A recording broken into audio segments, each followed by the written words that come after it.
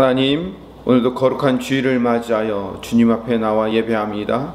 오늘 우리의 예배를 받으시고 하나님, 우리에게 복 주시기로 약속하신 그 놀라운 복과 은혜와 긍휼하심과 자비하심이 오늘 우리 가운데, 우리의 예배 가운데 풍성히 임할 수 있도록 인도하여 주시옵소서. 한 주간 받은 모든 상처와 힘든 일들을 다 주님 앞에 내려놓습니다. 수고하고 무거운 짐진 자들아, 다 내게로 오라. 내가 너희를 쉬게 하리라고 하신 말씀을 의지하여 주님 앞에 나아가오니 나의 모든 죄를 주님의 십자가 앞에 못 박습니다. 오늘 이 예배를 통하여서 마음과 육체의 상처가 낫게 하시며 나의 모든 죄와 악을 회개하오니 용서하여 주시옵소서. 이제 예수님의 보혈의 공로만을 의지하여 은혜의 보좌 앞에 담대히 나아가오니 주님의 의로우심을 덧입혀 주셔서 거룩한 성도로 하나님의 백성이자 이제 하나님의 자녀로 예배하게 하여 주시옵소서. 예수님 이름으로 기도드립니다. 아멘. 다같이 사도신경으로 우리의 신앙을 고백하겠습니다. 나는 전능하신 아버지 하나님, 천지의 창조주를 믿습니다.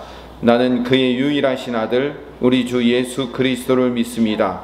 그는 성령으로 잉태되어 동정녀 마리아에게서 나시고 본디오 빌라도에게 고난을 받아 십자가에 못 박혀 죽으시고 장사된 지 사흘 만에 죽은 자 가운데서 다시 살아나셨으며 하늘에 오르시어 전능하신 아버지 하나님 우편에 앉아 계시다가 거기로부터 살아있는 자와 죽은 자를 심판하러 오십니다. 나는 성령을 믿으며 거룩한 공교회와 성도의 교제와 죄를 용서받는 것과 몸의 부활과 영생을 믿습니다. 아멘. 찬송가 536장 찬송 드리겠습니다. 죄짐에 눌린 사람은 다 주께 나오라. 주 말씀 의지할 때에 곧 평안 얻으리. 의지하세 주 의지하세. 구하시네 구하시네 곧 구하시네. 참 구원 주신 주께서 보혈을 흘렸네. 눈같이 희게 할 피에 온 몸을 잠그네. 의지하세 의지하세 주 의지하세. 구하시네 구하시네 곧 구하시네. 길 배신 우리 주세주 보혈을 너지체 말고 믿으면 참 복을 받겠네. 의지하세 의지하세 주 의지하세. 구하시네 구하시네 곧 구하시네. 온 성도 하나 되어서 영광길 행하면 한없는 은혜 받아서 영원히 누리리. 의지하세 의지하세 주 의지하세. 구하시네 구하시네 곧 구하시네.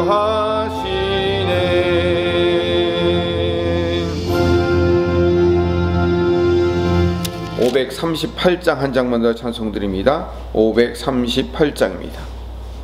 죄짐을 지고서 고나거든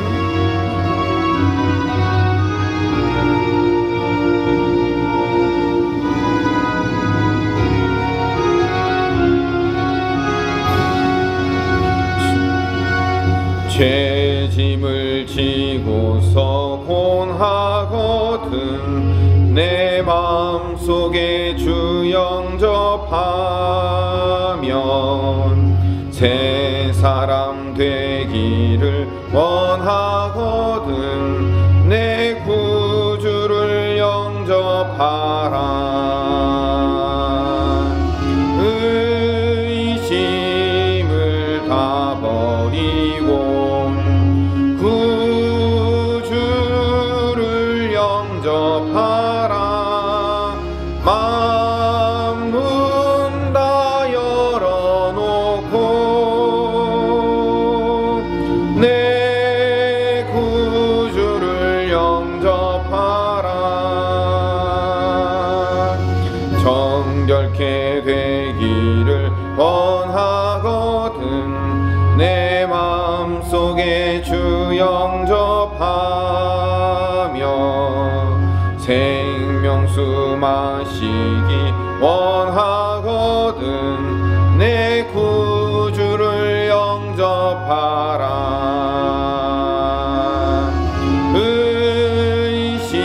의심을 다 버리고 구주를 영접하라. 만문 다 열어놓고 내 구주를 영접하라.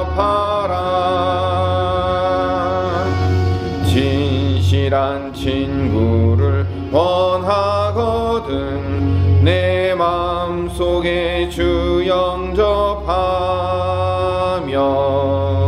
내 맘의 평안을 원하거든 내 구주를 영접하라.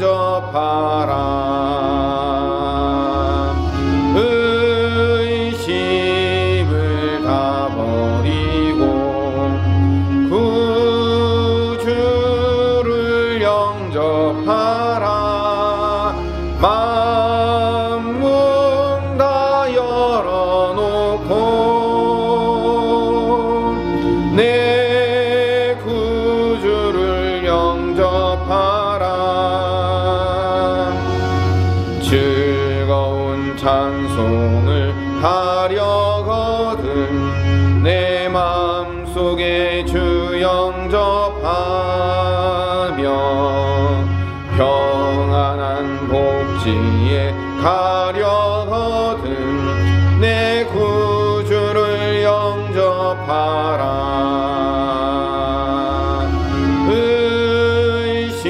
의심을 다 버리고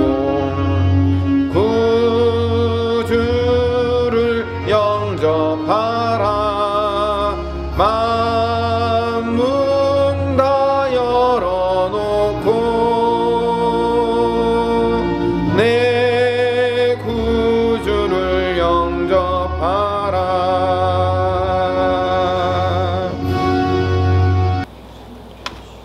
내 평생에 가는 길 순탄하여 늘 잔잔한 강 같든지 큰 풍파로 무섭고 어렵든지 나의 영혼은 늘 편하다.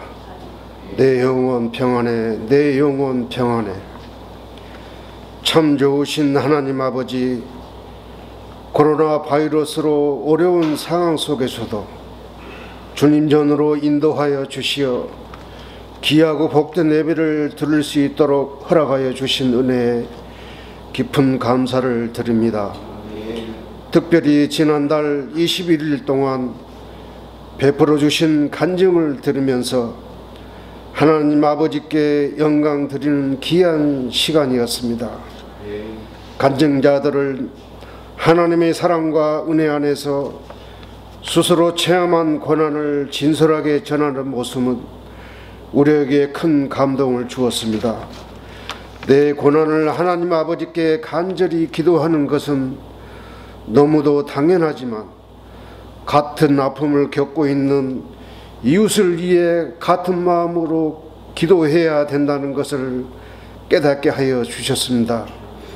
그리고 하나님 아버지께서 맡겨주신 소명을 이룰까 저럴까 흔들리지 않고 감당하며 지켜서 하나님의 뜻을 이루어가는 모습은 믿는 자의 귀한 본이 되었습니다.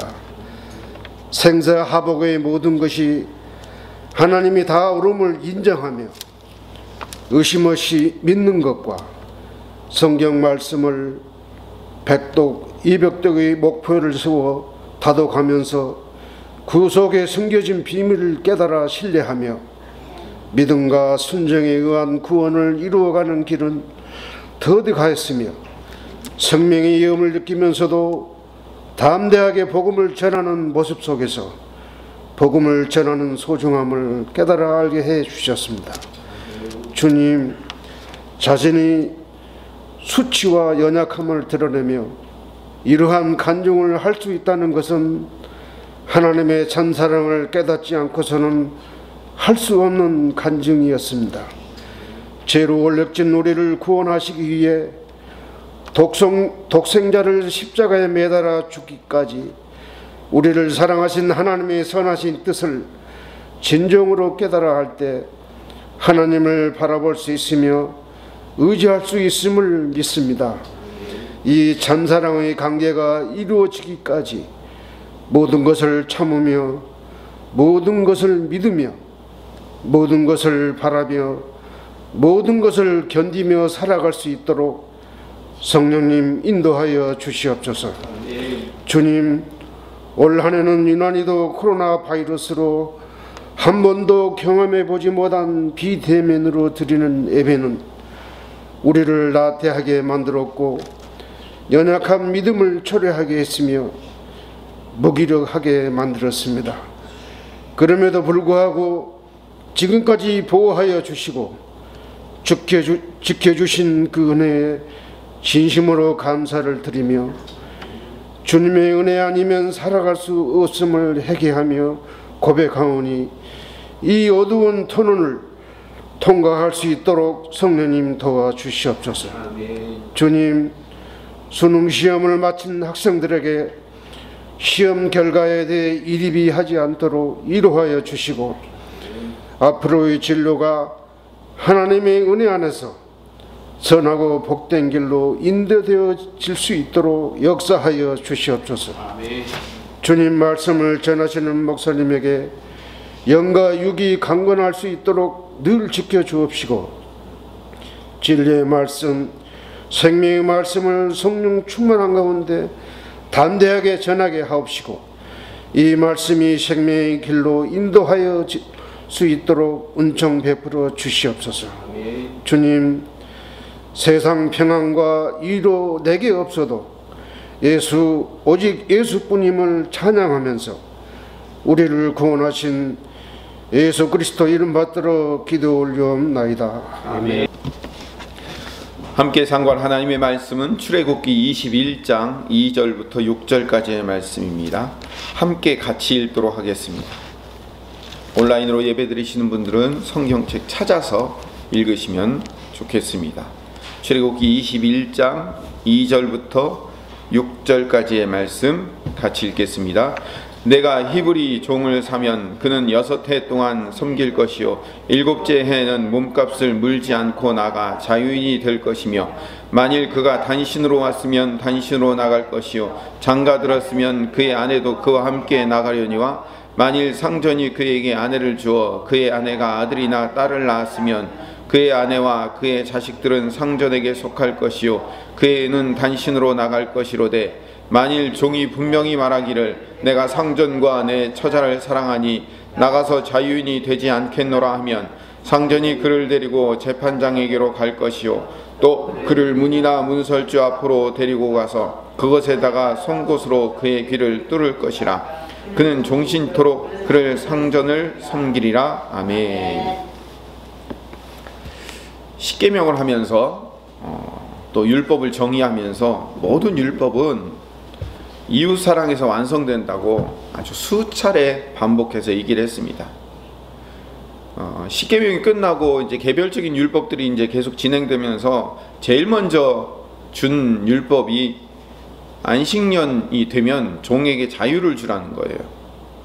이웃사랑을 실천할 수 있는 율법 정신을 보여주는 대표적인 예가 되는 거죠. 지난주에 말씀드린 겁니다. 그러니까 이스라엘 백성들은 종을 사도 7번째 해가 되면 하나님의 방법대로, 하나님이 주신 명령대로 본전 생각하지 말고 자유를 주라고 얘기합니다. 근데 왜 하필 6년을 일시키고 7년째 자유를 줄까요? 이게 안식일과 연관이 됩니다. 6일을 일하고 7일을 쉬는 안식일, 6년을 일하고 7년마다 쉬어야 되는 안식년, 그리고 7년씩 7번을 쉰 다음에 또 한 해를 쉬고 또 그 해에는 모든 것을 다 제자리로 돌려야 되는 희년이라는 이 세 율법, 안식일, 안식년, 희년, 이 세 율법이 하나님의 계획과 하나님의 방법대로 살아가라는 하나님의 뜻이 거기에 담겨져 있는 겁니다.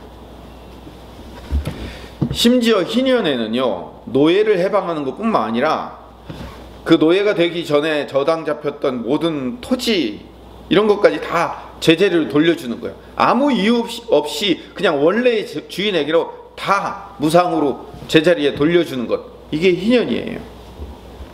그러니까 하나님이 이스라엘 백성들에게 주신 이 율법이라는 것은 우리를 안 지키면 안 되라고 그냥 옥죄이는 얽매는 그런 계율이나 계명이 아니고, 하나님이 우리에게 주신 또는 우리가 사람들에게 베풀어야 될 자비와 은혜의 법이라는 것을 알아야 되는 거죠. 자비와 은혜와 사랑을 베풀기를 바라는 하나님의 마음이 담겨져 있는 거예요. 신명기 15장에 가면 오늘 우리가 읽은 이 종에 관한 법을 다시 반복하고 있는데, 신명기에는 하나 추가된 게 있어요. 제가 읽어보겠습니다. 신명기 15장 13절 14절에 보면, 그를 놓아 자유하게 할 때에는 빈손으로 가게 하지 말고 내 양무리 중에서와 타작 마당에서와 포도주 틀에서 그에게 후히 줄지니 곧 내 하나님 여호와께서 내게 복을 주신 대로 그에게 줄지니라. 보낼 때 그냥 보내지 말고 후히 주어서 보내라고 얘기해요. 보세요. 6년 일하고 7년 때 자유를 얻었지만 종이 나가서 당장 살아야 될 미천을 마련해 줘야 되는 거예요. 아주 세심한 배려가 담겨져 있는 거죠. 자유를 얻긴 얻었는데 빈손으로 나가게 되면 어떻게 돼요? 종일 때는 그래도 밥이라도 먹고 지냈죠. 자유인이 됐는데 빈손이에요. 그러면 경제적인 기반이 없으니까 또 다른 집에 노예가 될 수밖에 없는 그런 상황인 거예요. 그러니까 이 이스라엘 백성들에게 주신 이 율법, 다시 말하면 이스라엘 백성들의 이 노예 제도를 다른 방향에서 좀 바라보면, 이를 부려먹고 사람을 얼게 매으려는 그 악법이 아니에요. 오히려 경제적으로 파산한 사람을 6년 동안 거두어서 일거리 주고 먹여주고 재워주고 입혀준 다음에 7년째 보낼 때는 자립할 수 있을 만큼 충분히 뒷받침해서 내보내주는 사회안전보장제도였어요. 일종의 이스라엘식의 빈민구제법이었다고요. 당장 기근이 들거나 당장 저당 잡힌 게 빚쟁이한테 팔려와갖고 아무런 이제 더 이상 먹을 것도 없고 아무것도 일할 것도 없고 농토가 있어야 일을 하죠. 그런 상황 속에서 그들을 오히려 거두어 주는 거예요. 노예 신분은 있었지만 사실상 노예 제도는 없었던 거죠. 그럼 잘 생각해 보세요. 세상에 이런 법을 가진 민족이 어디 있습니까? 우리나라는 조선시대 때 그렇게 했습니까? 세상의 모든 나라들의 노예는요, 한 번 노예는 영원한 노예였어요. 아니, 자기만 노예가 아니고 처자식 전부 다 대대후손이 다 노예 신분으로 세습되었잖아요. 근데 그 어떤 나라에서 노예를 사와가지고 6년 부려먹고 7년째 내보내면서 퇴직금까지 두둑히 챙겨서 내보내는 그런 나라가 도대체 어디 있냐고요. 이게 율법인 거예요. 우리가 생각하는 율법은 그 사람을 옥매이는 게 억제하는 게 아니라니까요. 이스라엘 백성들에게 이런 규례를 주셨는데도 불구하고 주인들이 욕심이 생겨가지고 하나님이 주신 이 안식일 날 내보내라는 이 법을 잘 안 지켰던 모양이에요.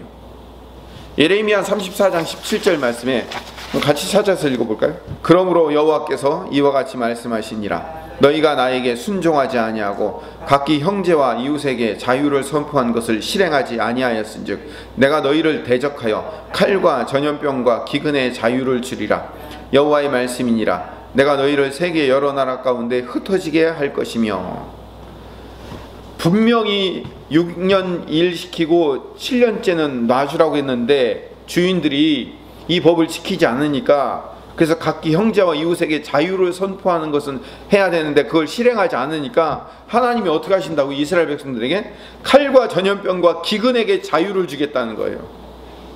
칼과 전염병과 기근에게 자유를 주겠다는 얘기는 뭐예요? 그들을 심판하시겠다는 거죠. 그러니까 하나님이 얼만큼 율법을 철저하게 지키기를 원하셨냐면 그들을 평생토록 노예 삼지 말고 그들의 그 억제인 그 노예 생활, 종 생활을 빨리 청산해서 내보내도록 해라 라는 이 율법이 하나님 이웃을 사랑하라는 그 놀라운 법이 거기에 적용되어 있다는 것을 우리가 늘 깨달아야 되는 거죠. 하나님께서 첫 율법을 주실 때 아까도 말씀드렸지만 종에게 자유와 안식을 주라는 것으로 왜 시작하실까? 이거는요, 하나님의 깊은 뜻이 여기에 담겨져 있어요.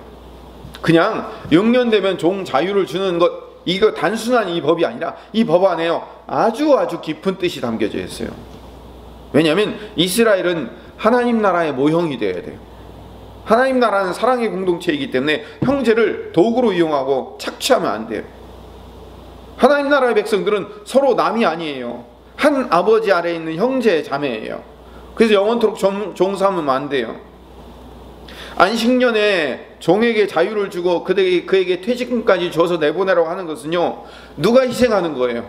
엄밀히 얘기하면 주인이 희생을 하는 거란 말이에요. 원래는 누가 희생해야 되는 거예요? 종이 팔려와서 종이 일평생 주인을 위해서 희생하고 헌신하는 게 그게 노예제도 아니에요. 그런데 거꾸로 뒤 바뀌었어요. 바뀌었다고요. 주인이 노예 값을 주고 사갖고 와가지고 6년 일하고 먹이고 입히고 재우고 다 한 다음에 퇴직금 챙겨가지고 그것도 6년밖에 일 안 시키고 7년째 그 내보내는 건 뭐예요? 결국은 누가 희생하는 거예요? 주인이 희생하는 거죠. 여러분, 종이 종될 수밖에 없는 건 뭐예요? 사회적이든 경제적이든 죄와 또는 불합리한 악 때문에 결국은 종이 된 거잖아요. 이런 불평등과 불합리한 것이 있었기 때문에 누군가는 종이 된 거잖아요. 그러니까 이거를 제자리로 누가 돌려야 되는 거예요? 주인이 돌리라는 거예요. 주인이 희생해서 돌리라는 거예요. 이게 안식년의 원리고 희년의 원리예요. 여러분, 율법을 지키라는 것은 뭐냐면 이 율법 잘 지키면 복 받고 못 지키면 벌 받는다, 이 수준이 아니라 이 율법 안에는 네가 희생해서 남을 이롭게 해라 이거예요. 주인, 네가 노예를 사올 만큼 돈을 갖고 있지, 네가 희생해. 그래서 종을 살려, 그에게 자유를 줘. 조금 부려먹었지만 그에게 퇴직금까지 줘. 하나님의 명령인 거예요. 안식일이라는 것은요, 원래 창조주가 피조물에게 안식과 평강, 샬롬을 선물해 주신 거잖아요. 그러니까 안식년, 희년은 뭐냐면 하나님의 은혜를 받았으니까 이제 주인된 사람이 종된 사람에게 그 안식과 평강을 너도 선물해라 이거예요. 그러니까 율법이라는 것은 결국은 한마디로 얘기하면 이웃사랑의 실천인 거예요. 내가 희생해서 다른 사람에게 안식과 평강을 주는 그리스도인이 되는 것, 그게 율법 정신인 겁니다. 율법을 1.1획이라도 어기지 않고 예수님이 다 지켰다는 얘기가 바로 그거예요. 당신의 몸을 내주어서 지킨 거예요. 근데 오늘 본문에 보면요, 아주 특이하고 희한한 인간이 하나 나와요. 6년만 일하면 자유가 주어짐에도 불구하고 그 자유를 버리고 스스로 종이 되겠다고 남는 아주 이상한 희한한 인간이 하나 있어요. 여러분 생각해보세요. 누가 일평생 남의 종으로 일하겠습니까? 근데 그 종이 되기를 왜 자원하냐고요. 주인이 아니라 가족으로 느꼈기 때문에 그런 거예요. 이런 종을 귀뚫은 종이라고 얘기합니다. 오늘 본문의 제목을 제가 귀뚫은 종이라고 얘기했습니다. 귀뚫은 종은 일평생 주인을 섬기며 살겠다는 순종의 표시인 거예요. 자, 하나님께서 율법을 주시면서 안식년이 되면 종을 내보내라는 그 율법을 주고 또 그 다음에 또 뭘 줬냐면 귀뚫은 종 이야기를 율법에 첫 번째로 기록하신 이유가 있어요. 하나님과 이스라엘 백성들의 관계를 설명하려고 그러는 거예요. 성경의 이야기는요, 그 겉표면만, 수박의 겉표면만 읽으면 안 돼요. 안에 있는 깊은 내용을 쳐다봐야 돼요. 하나님과 이스라엘 백성들의 관계를 어떻게 되기를 원하신다고요? 귀뚫은 종이 되기를 원하시는 거예요. 하나님께서 이스라엘 백성들이 자발적으로 귀뚫은 종이 되기를 원하는 거예요. 그래서 하나님이 어떻게 하셨어요? 애굽에서 종살이 하던 자들에게 먼저 그들에게 해방을 주시고 자유를 주셨잖아요. 그래서 그들을 하나님의 백성 삼아 데리고 나와서 세상 신의 종살이 하던 자가 아니라 어떤 자로 만드시길 원하는 거예요? 하나님의 종 만드시기 위해서. 그것도 그냥 종이 아니라 뭐야? 귀뚫은 종. 스스로 자발적으로 우리는 하나님만 섬기겠습니다라고 고백하는 종 만들기 위한 하나님의 계획이 담겨져 있는 거예요. 그러니까 이 귀뚫은 종 안에는 하나님과 이스라엘 백성들을 압축 요약해 놓은 거예요. 레위기 25장 55절에 보면 제가 읽어보겠습니다. 이스라엘 자손은 나의 종들이 됨이라. 그들은 내가 애굽 땅에서 인도하여 낸 내 종이요 나는 너희의 하나님이 됨이라.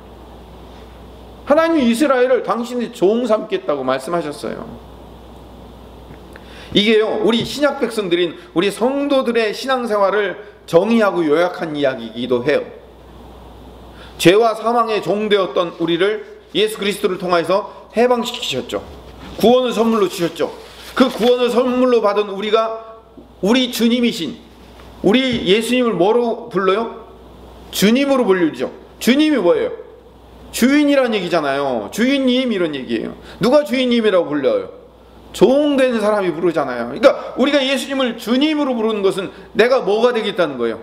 예수님의 영원한 귀뚫은 종이 되겠다는 얘기잖아요. 우리가 주님 부르는 것은 뭘 얘기하냐면 나의 주인님 되시겠습니다 이 얘기예요.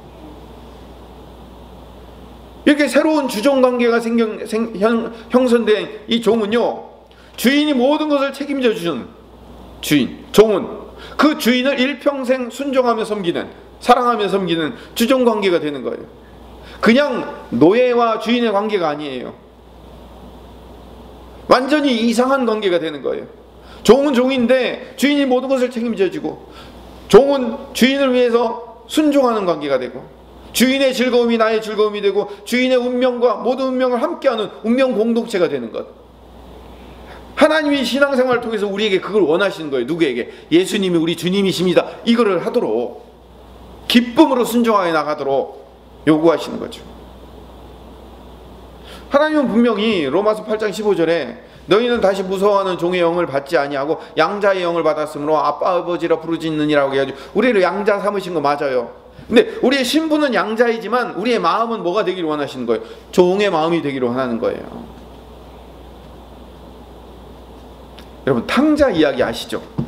나갔던 그 방탕했던 아들이 아버지에게 종이 되겠다고 자발적으로 돌아오니까 아버지가 아들로 맞아주시는 이야기예요. 여기에 아주 재미있는 아주 기가 막힌 고백이 하나 나와요. 누가복음 15장 18절 19절에 보면 내가 일어나 아버지께 가서 이르기를 아버지 내가 하늘과 아버지께 죄를 지었사오니 지금부터는 아버지의 아들이라 일컬음을 감당하지 못하겠나이다. 나를 품꾼의 하나로 보소서 하리라 하고 뭐가 되겠다고요?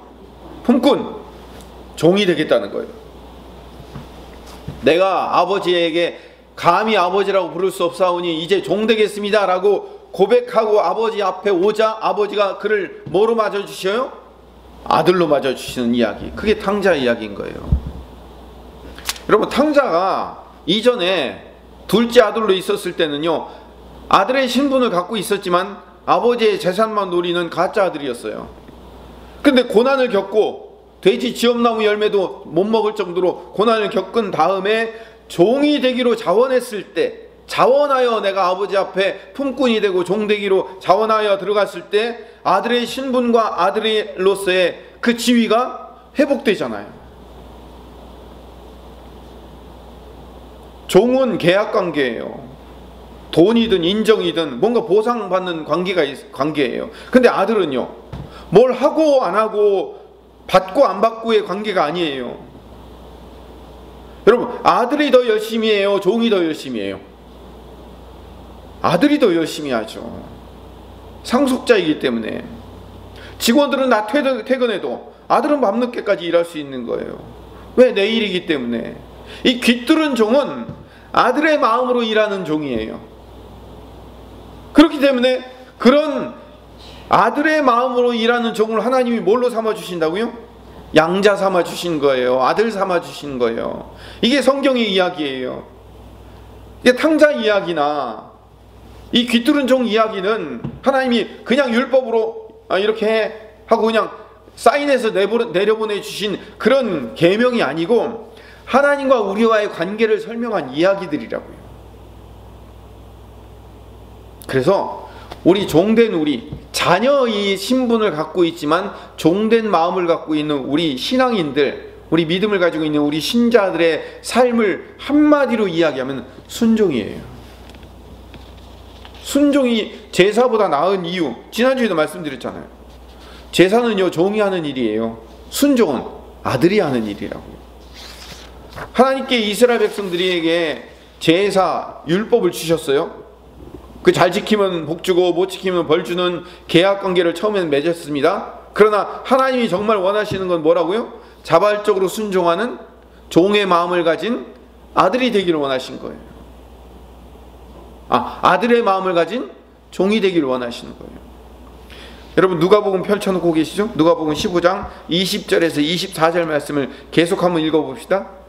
20절 시작. 이에 일어나서 아버지께로 돌아가니라. 아직도 거리가 먼데 아버지가 그를 보고 치긴히 여겨 달려가 목을 안고 입을 맞추니 아들이 이르되 아버지, 내가 하늘과 아버지께 죄를 지었사오니 지금부터는 아버지의 아들이라 일컬음을 감당하지 못하겠나이다 하나 아버지는 종들에게 이르되 제일 좋은 옷을 내어다가 입히고 손에 가락지를 끼우고 발에 신을 신기라. 그리고 살찐 송아지를 끌어다가 잡으라. 우리가 먹고 즐기자. 이 내 아들은 죽었다가 다시 살아났으며 내가 잃었다가 다시 얻었노라 하니 그들이 즐거워하더라. 죽었다가 다시 살아나고 잃었다가 다시 얻은 아들이 된 거예요. 종의 마음을 가지고 있었을 때.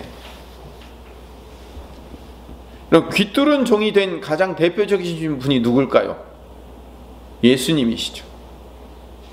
제가 여러 번 반복해서 말씀드렸지만 빌립보서 2장 6절에서 8절 말씀 보면 그는 근본 하나님의 본체시나 하나님과 동등될 것으로 취할 것으로 여기시지 아니하시고 오히려 자기를 비워 종의 형체를 가지사 사람들과 같이 되셨고 사람의 모양으로 나타나사 자기를 낮추시고 죽기까지 복종하셨으니 곧 십자가에 죽으심이라. 여기서 중요한 것은 종의 형체를 가지고 종이 되어 내려오셔서 자기를 낮추시고 스스로 낮추시고 죽기까지 복종하시고 순종하신 분, 아들이지만 종 되어 오신 분이란 말이에요. 누구 얘기하고 있는 거예요? 지금 탕자 이야기를 거듭 얘기하고 있는 거예요.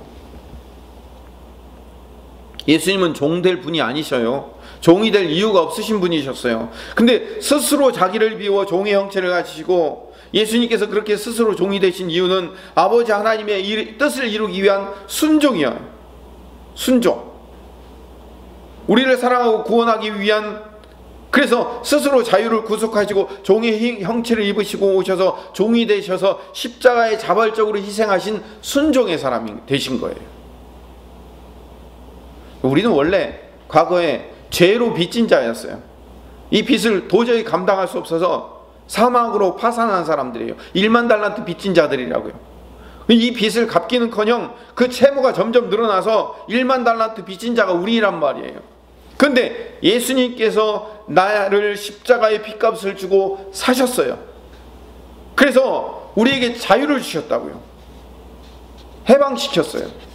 그래서 요한복음 8장 34절에서 예수께서 대답하시되 진실로 진실로 너희에게 이르노니 죄를 범하는 자마다 죄의 종이라. 종은 영원히 집에 거하지 못하되 아들은 영원히 거하나니 그러므로 아들이 너희를 자유롭게 하면 너희가 참으로 자유하리라. 하나님이 우리에게 자유를 예수님을 통해서 주신 거란 말이에요.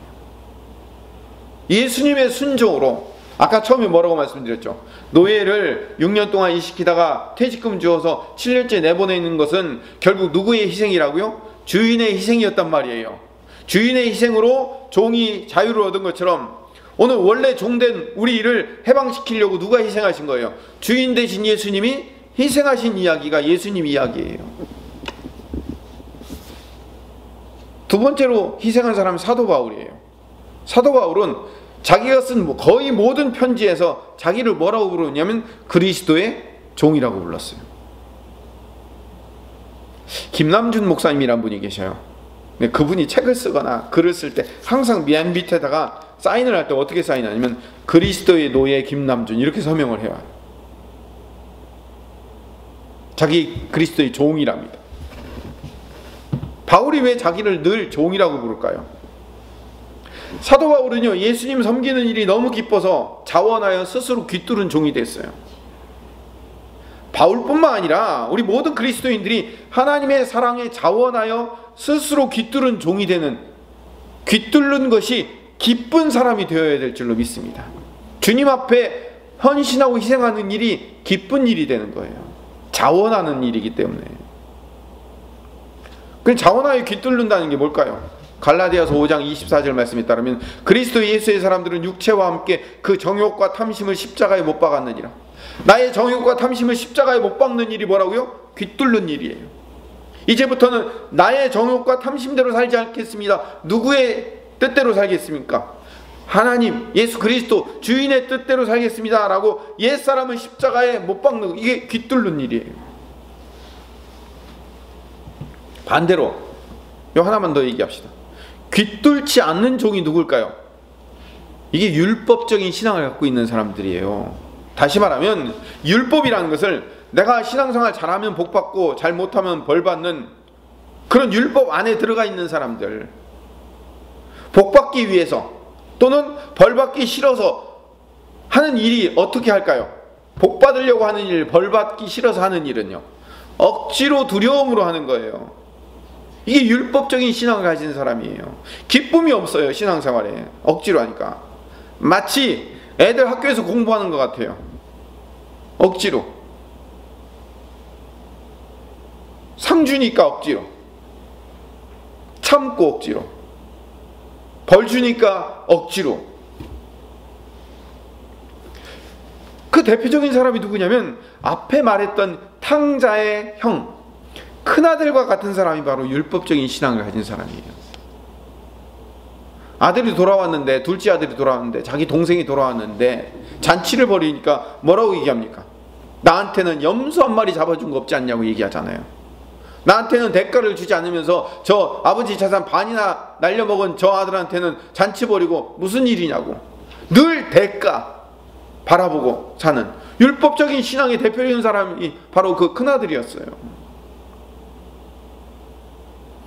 여러분, 여러분의 인생에 구멍이 뚫려 있어요. 귀 뚫은 종이 있고 코 뚫은 종이 있어요. 여러분은 어디에 구멍이 뚫려 있는지 잘 만져보셔야 돼요. 코 뚫은 종은요, 여러분 송아지 끌고 가려면 어떻게 해야 돼요? 코를 뚫어요. 그래가지고 어떻게 해야 돼요? 그 끌고 가면 여기가 처음 아파가지고 끌려간단 말이에요. 코 뚫은 종은 코에 코뚜리가 끼어가지고 주인에게 질질 끌려가 다니는 거예요. 코 뚫은 종은 가기는 가는데 오만 가지 인상을 찌그리면서 억지로 끌려가는 거예요.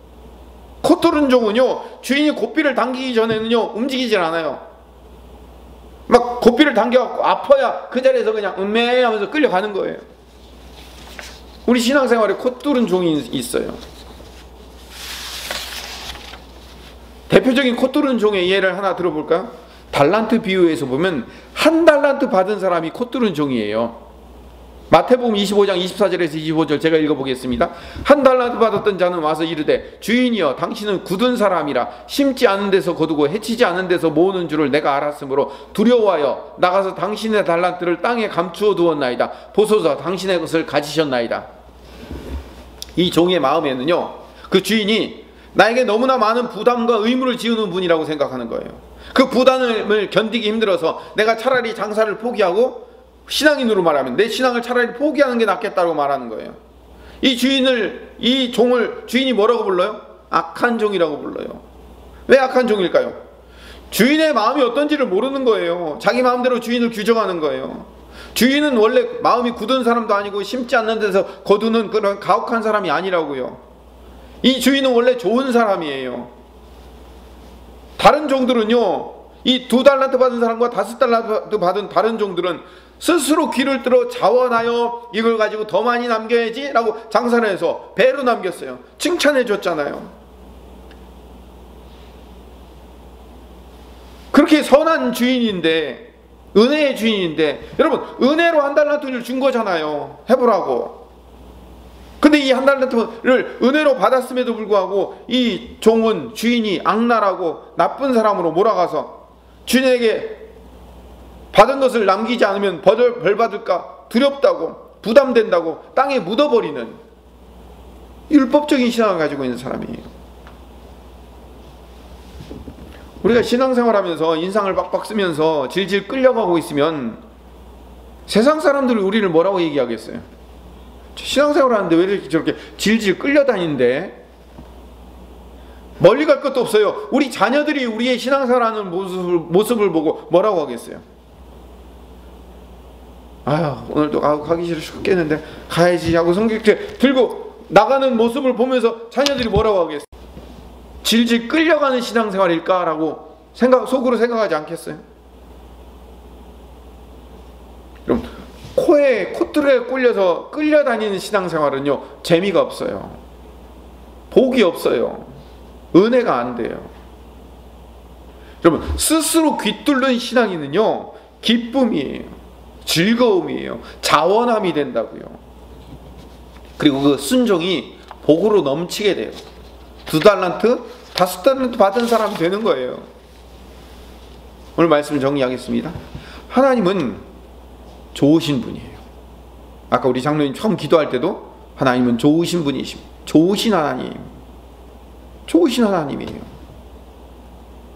하나님을 다른 말로 온갖 귀하고 아름답고 가치 있는 것들이 다 들어있어서 그걸 아름답게 미사역으로 표현을 할 수도 있지만, 정말 좋은 표현 방법은요, 하나님은 정말 좋으신 하나님이에요.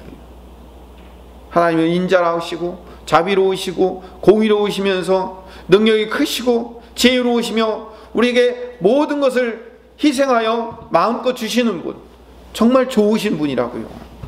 그 좋으신 분 앞에 우리가 어떻게 하는 거예요? 코가 뚫려서 질질질질 끌려가는 신앙생활 똑같이 하는데 얼마나 힘들어요. 내 귀를 뚫어서, 스스로 뚫어서라도 영원히 함께 그분과 같이 있고 싶은 분, 그분이 좋으신 하나님이시잖아요. 콧뚫은 종처럼 질질 끌려가는 신앙생활 하는 분들을 보면 안타까워요. 이런 생각이 들어요. 참 좋으신 하나님이신데, 참 좋으신 하나님이신데 왜 그 하나님을 모르고 저렇게 끌려갈까? 하나님은 우리의 코가 뚫려서 질질 끌려다니기를 원치 않으십니다. 자유 가운데 사랑으로 스스로 내 자신을 주님 앞에 속박되어 기쁨과 즐거움으로 주님을 순종하며 섬기기를 원하시는 거예요. 성령 하나님은 참 좋으신 하나님이시기 때문에 우리가 자발적으로 주님의 사랑에 스스로 귀뚫고 주님 앞에 나아가 감사와 기쁨으로 신앙생활 하기를 원한다는 사실을 깨닫고, 성령께서 우리를 그렇게 인도하신다는 사실을 깨닫고, 이제 콧뚫은 종이 아니라 귀뚫은 종으로 기쁨과 즐거움으로 자원하며 섬기며 살아가시고 그러므로 복받는 주의 백성 되시기를 간절히 소망합니다. 기도하겠습니다. 사랑이 많으신 하나님, 오늘 말씀대로 하나님, 우리가 코가 뚫려 억지로 끌려가는 자가 아니라 스스로 나의 귀를 뚫어 기쁨으로 하나님 앞에 자원하며 순종하며 나가는 주의 백성 되게 하여 주시옵소서. 예수님 이름으로 기도드립니다. 아멘. 538장 1절 다시 한번 찬송하시면서 준비하신 예물을 하나님 앞에 봉헌하도록 하겠습니다. 교회 소식을 말씀드리겠습니다. 교회 주보를 참조해 주시길 바랍니다. 이번 주 계속해서 600명대 그리고 500명대로 조금 내려오긴 했지만 계속 코로나가 확산되고 있습니다. 여러분들 늘 건강에 조심하실 뿐만 아니라 방역 수칙 잘 지켜주시길 바랍니다. 이 마스크 쓰고 손 소독하고 방역 수칙만 잘 지켜도 전파가 없습니다. 여러분들 잘 지켜주시기를 부탁드리고요. 오늘 3부 예배 후에 사무총회가 잠시 있습니다. 우리 1부 예배 참석하신 분들은 사무총회에 참석할 수 없기 때문에 제가 여러분들한테는 미리 카톡을 남겨드렸어요. 그래가지고 그 카톡 밑에다 위임합니다라고만 쓰면 바로 위임될 수 있도록 온라인 위임장을 드렸거든요. 그리고 혹시 카톡하기 불편하신 분들은 저 뒤에 위임장 손으로 쓰는 거 있으니까 손으로 쓰고 가셔도 됩니다. 예. 요즘 코로나 때문에 성도들이 주일 예배 참석이 좀 많이 없어갖고 과반수를 채우려면 여러분들이 위임장을 좀 다 제출해 주셔야 과반수를 채워가지고 사무총회가 진행이 됩니다. 그러니까 여러분들 다 많이 해주셨지만 온라인 위임장이든지 아니면 종이로 쓰는 위임장이든지 꼭 하나씩은 제출해 주시고 가시기를 부탁드립니다. 다른 것은 다 주보를 참조하시고 헌금기도하고 축도하고 예배를 마치도록 하겠습니다. 오늘 예배 가운데 거하셔서 우리 예배를 받으신 하나님, 이 시간 온 마음과 정성과 힘과 뜻을 다하여 하나님 예배하오니 우리에게 창세로부터 준비하시고 약속하신 복과 은혜를 넘치도록 부어 주시옵소서. 우리에게 주신 것 중에 구별하여 정성껏 예물을 준비하여 드리오니 받으시고 향기로운 제물로 흠양하여 주시어 하늘의 신령한 상급과 땅의 기름진 복으로 넘치게 채워 주시옵소서. 육체의 질병 있는 자들에게 하나님께서 치료의 광선을 발하여 주시어 주님의 권능의 오른손으로 친히 안수하시며 속히 깨끗이 치유하여 주시되 재발하지 않도록 주님께서 늘 막아주시고 눈동자와 같이 지켜보호하여 주시옵소서.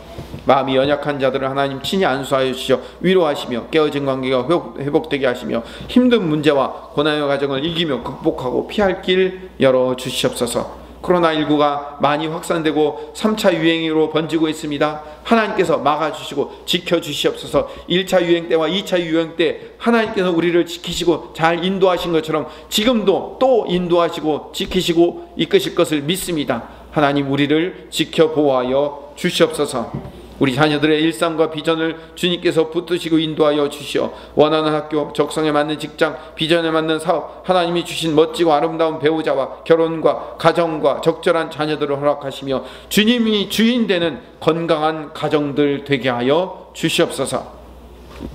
이제는 우리 구주 예수 그리스도의 풍성하신 은혜와 창조하시며 섭리하시는 하나님의 무한하신 사랑하심과 우리 안에 계셔서 우리의 삶을 인도하시는 성령님의 교통하심과 충만하심과 기름 부으심과 역사하심이 콧뚫은 종이 아니라 이제 귀뚫은 종으로 기쁨으로 감사로 자발적으로 헌신하며 순종하고자 다짐하는 우리 모든 김포수종교회 성도들 머리 위에 이 자리에서 함께 예배하는 모든 하나님의 백성들 머리 위에 영원토록 함께 하시옵기를 간절히 축원하옵나이다.